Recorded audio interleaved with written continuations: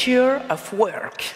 Comment garantir la performance de vos équipes commerciales dans un monde métissé, sans mauvais jeu de mots, dans un monde hybride. Et pour en parler, je vais demander à Julien Leblanc de HighSpot de me rejoindre sur scène. On l'applaudit bien fort.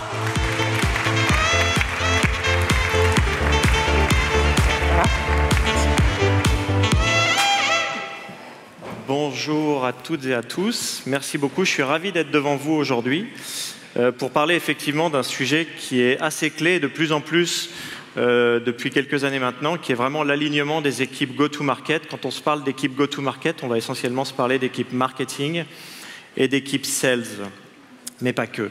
Le marché qu'on adresse s'appelle le marché du Sales Enablement, et je vais aujourd'hui tenter de vous expliquer le pourquoi on l'adresse et la valeur qu'on apporte aux clients. Et pour ça, je vais sans doute mettre en relief ce qui est encore l'existant dans beaucoup d'entreprises et du coup le manque d'alignement entre ces équipes marketing et ces équipes sales.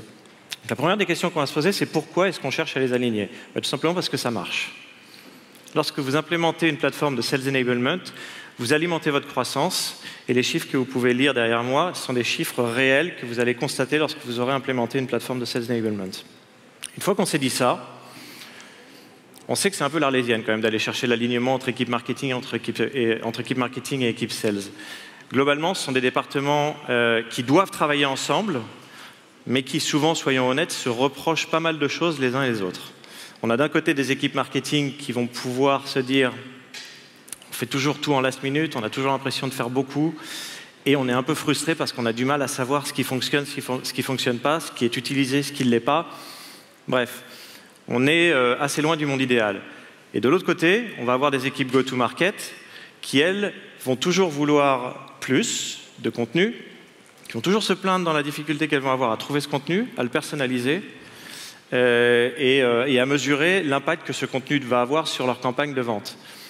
Aujourd'hui, c'est une réalité, ces deux départements doivent s'aligner, mais on est vraiment dans ce jeu du chien et du chat qui adorent jouer ensemble, qui sont meilleurs ennemis de l'entreprise, mais qui doivent collaborer. Pour renforcer ce que je viens de vous dire, on a fait une étude chez HighSpot, de manière complètement anonyme, et on s'est rendu compte, cette étude a rendu que 71% des professionnels du marketing de la vente s'accordent à dire que le non-alignement de leurs équipes marketing et des équipes sales a un impact négatif sur leur business.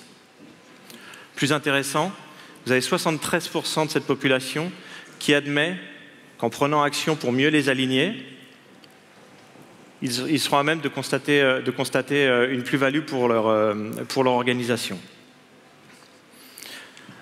On va encore un cran plus loin, on se demande pourquoi est-ce que réellement il faut faire quelque chose et pourquoi il faut le faire maintenant. Alors, il y a plusieurs points pour ça. Aujourd'hui, la digitalisation s'est fortement accélérée, notamment avec la manière dont on travaille de plus en plus, tous, j'imagine, dans cette salle. Pré-Covid, le mode hybride était balbutiant, présent dans certaines organisations. Aujourd'hui, ça devient la norme.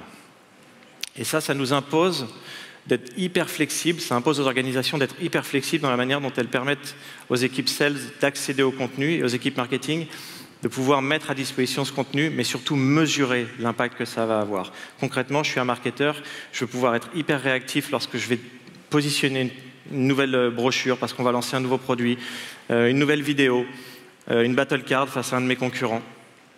Mais je veux surtout la rendre facilement accessible, mais je veux surtout savoir qui l'utilise. Et quand elle est utilisée, je veux idéalement savoir si elle contribue ou non à mon business, si elle sert mon business, si elle me permet de faire du revenu additionnel ou non. La réalité, c'est qu'aujourd'hui, on a 70% des contenus qui ne sont pas utilisés dans les organisations. Je vais faire une petite parenthèse sur l'aspect training. Ça fait partie des contenus également. On voit encore trop d'organisations qui, aujourd'hui, adressent le training comme un one-off. Vous avez des nouveaux entrants dans l'organisation, on va les mettre dans un programme de 3, 4, 5 semaines. Et puis, à la fin de ce programme, on va se dire, voilà, mes équipes sont formées et elles peuvent vendre. Et on s'arrête là. Au bout d'un mois, en moyenne, vous avez entre 80 et 90% du contenu qui est oublié, des messages que vous faites passer lors de ces programmes de training qui sont oubliés par les équipes. Donc avoir une consistance, avoir une approche continue dans la capacité que vous avez à trainer, à former vos équipes et à mesurer, bien entendu, tout ça et l'impact que ça a sur le business, c'est clé. C'est 70% de contenu non utilisé et 87% de training oublié. Ça nous amène à environ 45% d'équipes sales qui sont successful aujourd'hui par rapport à leurs objectifs. Donc on doit changer. Aujourd'hui, concrètement, je vais me répéter un petit peu, mais qu'est-ce que ça veut dire? Ça veut dire qu'on a des équipes commerciales qui s'efforcent de faire face. Et quand je dis faire face, c'est qu'elles perdent, soyons honnêtes, de temps en temps, de plus en plus de crédibilité face à leurs prospects, face à leurs clients. Parce qu'en parallèle de ça, vous avez des personnes qui s'intéressent à vos produits et à vos services qui, elles, sont de plus en plus éduquées. Elles ont la capacité de trouver quasiment toutes les informations qu'il leur faut avant même d'interagir avec vous, avant même que vous les contactiez ou qu'elles vous contactent. Donc ça vous oblige en tant qu'entreprise à être pertinent et à apporter de la valeur lors de chacune des interactions que vous allez avoir avec ces sociétés, avec ces prospects, avec ces clients. Et j'en reviens vraiment à la capacité de pouvoir mesurer ce qui est impactant ou non pour mon business. Côté marketing, je l'ai dit, toujours l'urgence. J'ai toujours plus de choses à produire. Et je les distribue toujours de manière plus générale ou généraliste. Ben voilà, la frustration est là et elle ne fait finalement que s'empirer. Et je dirais que si, comme pendant des années, ça a été une perception, un feeling, mais qu'on était tous dans le même bureau, c'était loin d'être idéal, mais on arrivait quand même à faire en last minute. Aujourd'hui, avec un modèle hybride de travail, c'est juste plus possible. Donc le feeling qu'on a tous depuis des années, c'est bien. Mais la raison pour laquelle ça n'a pas assez évolué ou ça n'a pas vraiment changé, ou en tout cas que ces équipes ne sont pas encore massivement alignées, c'est parce qu'aujourd'hui, c'est du feeling. Aujourd'hui, on se dit tous, ah, le marketing, franchement, ils mettent ça sur tel SharePoint, je ne sais jamais où le trouver, c'est vraiment, vraiment embêtant.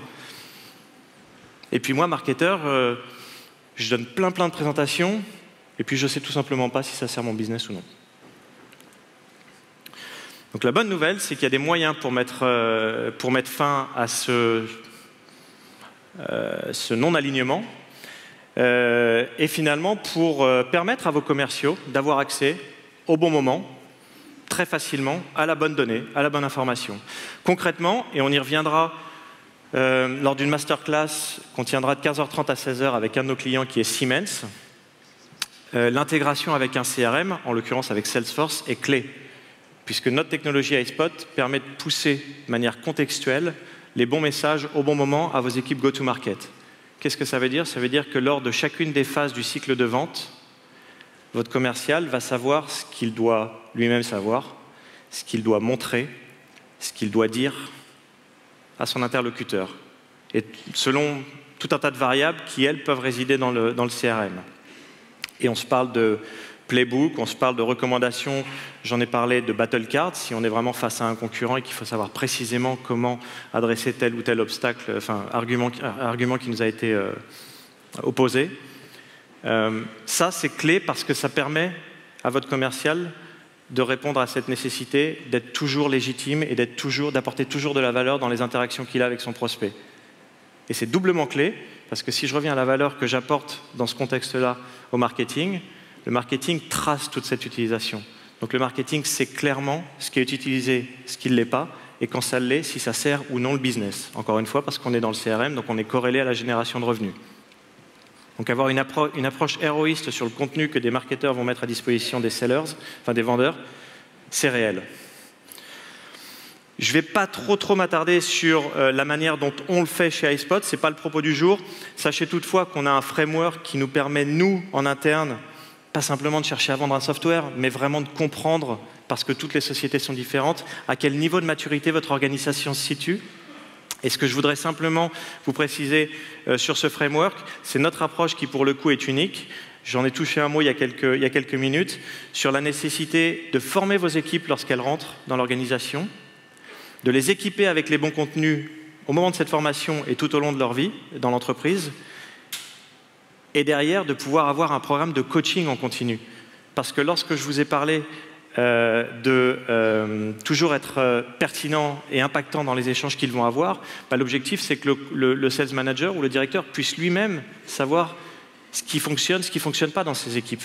Et au final, qu'il puisse en retirer les best practices parmi les meilleurs et influencer les programmes de coaching de ces sales qui performent, sous-performent, 45% uniquement, et vraiment élever le niveau de jeu de toute son équipe. C'est ça qui est primordial. Je vais finir avec 3 chiffres.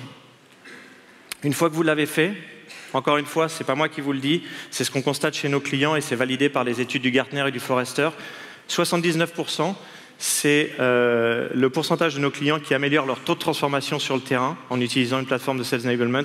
19%, c'est en moyenne le nombre de commerciaux qui atteignent de meilleurs objectifs. Et 14%, c'est le pipeline généré en plus par le marketing. Je vous remercie et je vous souhaite une très bonne après-midi.